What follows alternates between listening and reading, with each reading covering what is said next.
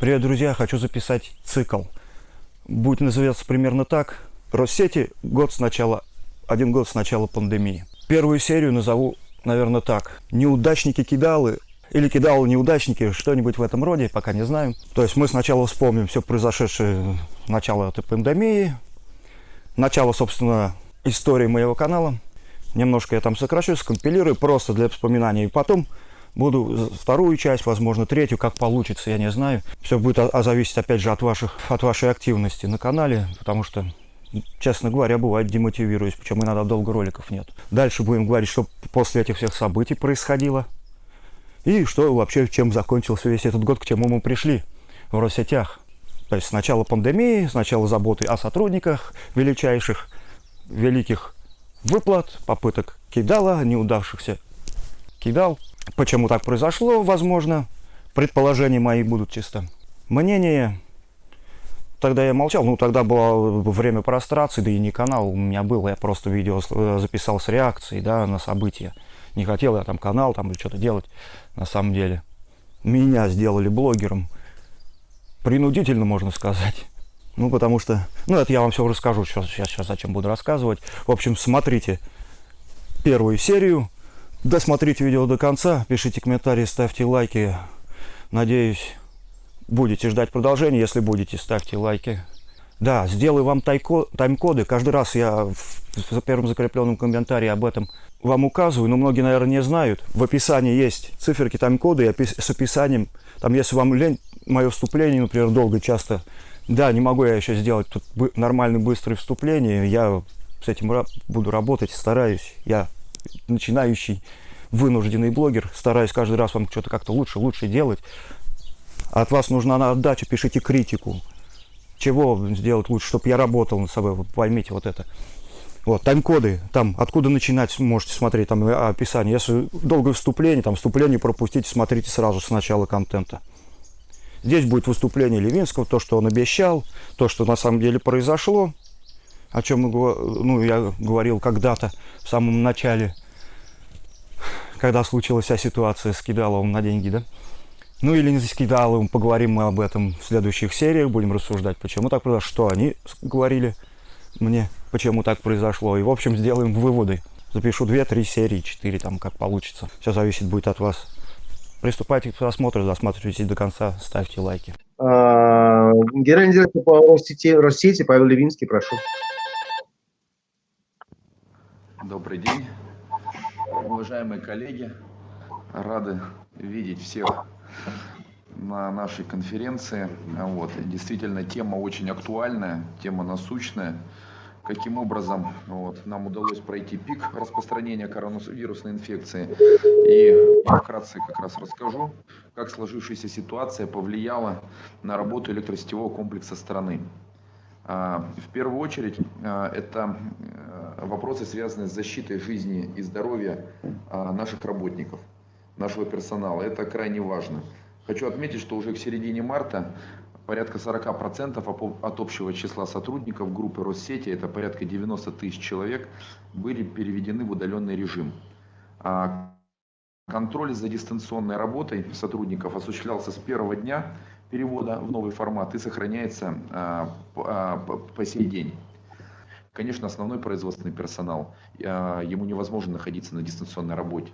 Это тоже один из вызовов, который мы прошли и проходим. Наши работники каждодневно сталкивались с обслуживанием систем, токоприемные устройства потребителей, обслуживание приборов учета, внутренних распределительных счетов, встроенных подстанций. И производственный процесс таков, что невозможно не контактировать с конечным потребителем. Это и подписание документов. В любом случае контакт с потребителем оставался. Поэтому мы ввели жесткие регламенты в части социального дистанцирования, профилактики, использования средств защиты непосредственно. Жестко описали данный процесс как для наших работников в контакте с потребителями, так и для наших подрядчиков и поставщиков, для того, чтобы минимизировать риски распространения коронавирусной инфекции. Потому что этих людей невозможно перевести в дистанционный формат. работы. А для тех, чья работа носит офисный характер и производственные подразделения, которые можно было, например, службы ПТО и так далее, чья работа непосредственно не связана с линейными объектами, с выездом аварийных бригад, они тоже находились на дистанционной работе, вот эти самые 90 тысяч человек. Поэтому мы отдельно изучаем, и точно жизнь, какая была до, она уже не будет после ковидного периода. И здесь критерий именно, где производительность выше и удобства для наших работников также вырастают работы. И их удовлетворенность, собственно говоря, как результатами работами, так и условиями труда. Также хочу отметить, что отдельным направлением защиты персонала была 30% надбавка к окладу тех, кто не мог работать дистанционно. Те, кто выходили, каждый день рисковали своей жизнью. Конечно, ничто не сравнится с работой врачей, героев нашего времени, вот этого ковидного. Но тем не менее, сфера ЖКХ, электроэнергетика – это следующие, кто шли после врачей, и те, кто действительно, без кого невозможно было бы и обеспечить людей на удаленной работе, собственно говоря, электричеством, и объекты инфраструктурные, связи, телекоммуникации, и существование инфраструктуры городов, пригородов и сельской местности. Это первая задача с точки зрения дистанционного, с точки зрения защиты персонала. И важно отметить, что мы отработали жесткие регламенты, я уже об этом сказал, которые позволяют, в случае, например, если у нас работники одного РЭСа, не дай бог бы фиксировалась вспышка, режим их изоляции, сменности и подхвата функций силами соседних РЭС. Это позволяет выстроить работу так, чтобы не потерять никаких компетенций. Эти регламенты хорошо себя зарекомендовали за время работы. У нас не было зафиксировано вспышек ни на наших строительных площадках, работы собственными силами, подрядными, поставщиками, складское хозяйство, ни на рабочих местах в офисах. А главное, тех, кто работает на линейные объекты и коммуницирует с конечными потребителями. Это бесценный опыт, который в дальнейшем мы будем использовать. Могу только даже в цифрах отметить, что это 200 тысяч единиц антисептических средств и средств защиты в сутки использовалось. Неснижаемый запас 1,5 миллиона средств дезинфекции и защиты. Потому что 220-тысячный коллектив, 1600 районов электросетей нас как раз ставят перед такими вызовами и условиями.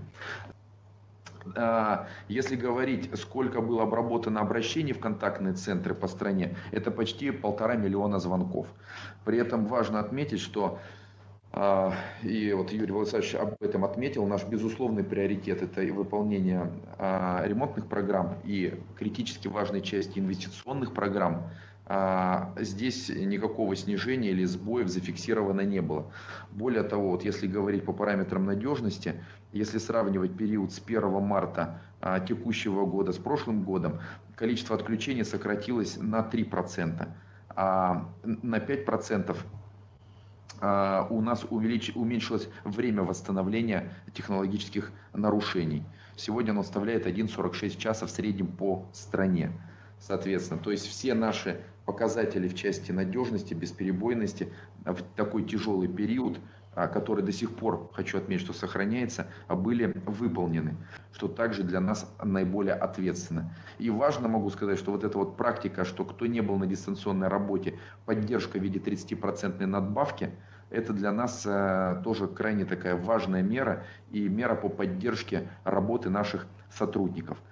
Собственно говоря, коротко, если говорить, такие меры были нами предприняты, опыт накоплен, который в дальнейшем мы будем анализировать.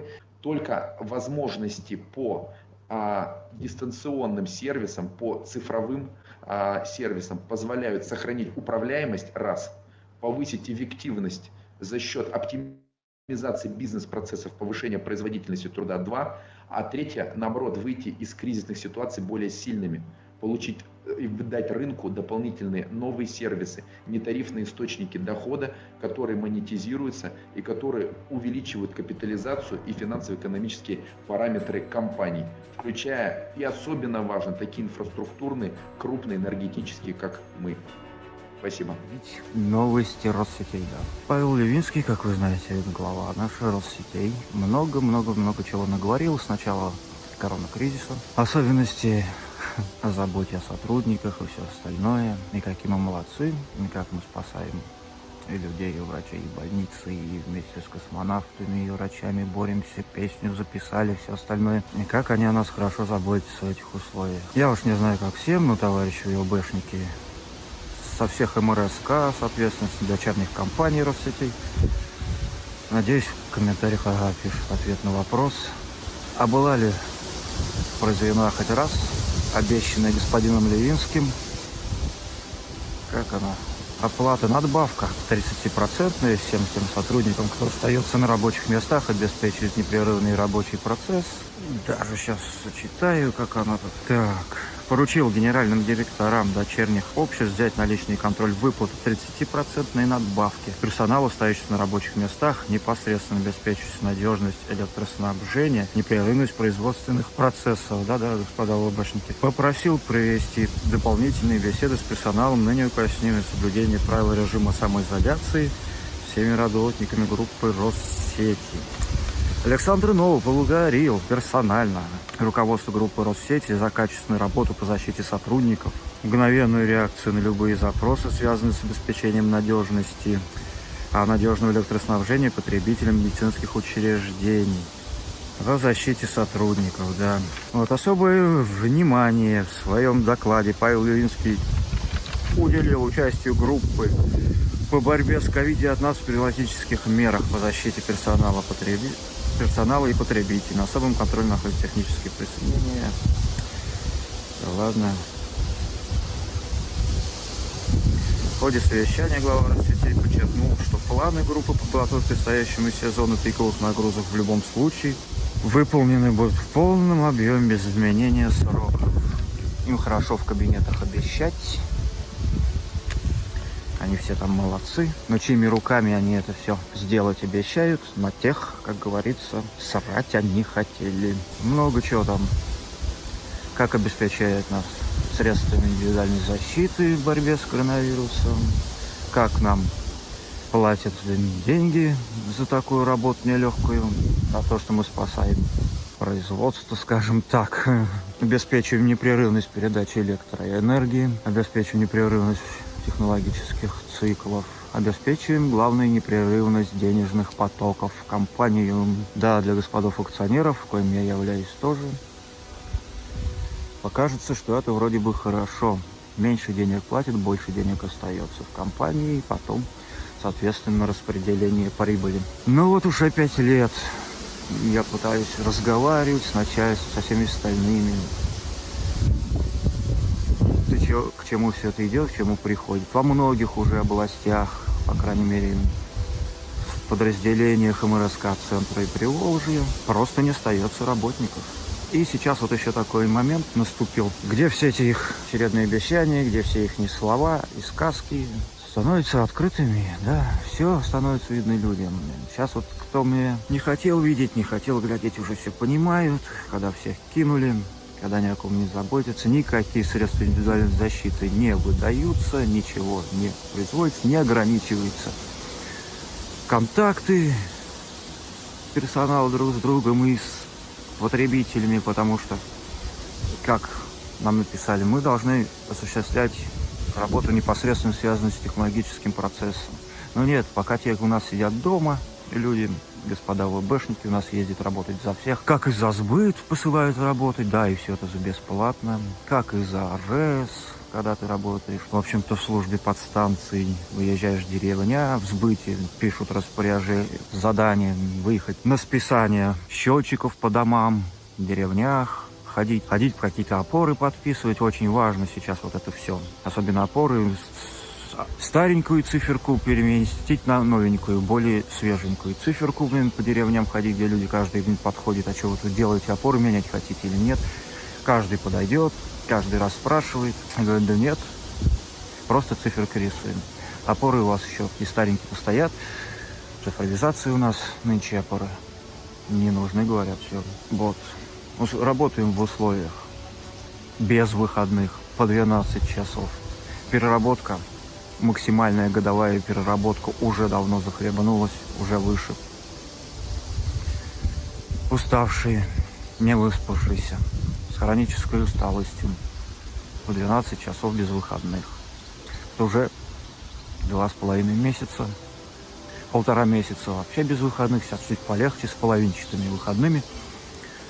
Но, тем не менее, не оплачивается ни переработка, не платится ни компенсация за условия труда в пандемию, обещанные господином Левинским, ни условия труда не соблюдаются, самое главное, без сна и отдыха, комнат отдыха нет, они отсутствуют, комнаты приема пищи тоже нет, санитарные нормы никакие не соблюдаются на рабочих местах вообще. Да бывает и обедать некогда. 12 часов позапрошлую смену я успел выпить 2 стакана холодной родниковой воды за всю смену, да. И вот у меня вопросы к господину Левинскому. Все вот эти слова, все вот эти высокие слоганы, которые он тут высказывает, приказы дает директорам дочерних компаний, лично проконтролирует 3% надбавку к людям, остающимся на работе, обеспечивающим непрерывность технологических процессов, да. Кто здесь врет? Либо господин Левинский нам лжет, ну, либо его подчиненные на его подчиненным, на его приказы просто срать. Они просто срать хотели на все его разговоры, на все его обещания и приказы. Тогда зачем нам нужен такой голова? Рассказывать сказки на телевидении, Путину, Новаку, писать на сайтах хорошие цифры, как у нас все хорошо, веселые картинки выкладывать, и песни петь, да, песни вместе с космонавтами, как мы боремся, вместе с врачами, со всеми остальными, и Днем Победы побеждаем врага неукоснительно. На код господин Левинский ответит: либо вы не в курсе, что происходит, вы действительно верите, то есть вы действительно все, может, даже какие-то деньги выделяете, там, как у вас там весь процесс происходит. Россеть или дочерние компании должны своими средствами, скорее всего, обеспечить, да, но ни один ваш приказ, ни один все ваши слова, все рассказы хорошие, ложь, просто ложь. Господа УБшники, здорово. Всем, кто работает в Россетях, здорово. Всем людям, находящимся сейчас в условии пандемии COVID-19, SARS-CoV-2, как хотите, коронавирус или просто там чахотка. Всем желаю здоровья. Пока. И, возможно, увидимся. Если это видео кто-то увидит, оно выйдет в свет. Возможно, я уже не буду являться сотрудником Россетей. У нас все так и делается в стране. Но это будет повод для других выпусков, другой серий, сериал. Так что, если что, на всякий случай можете подписаться. Я думаю, этим все просто так не закончится. Всем пока.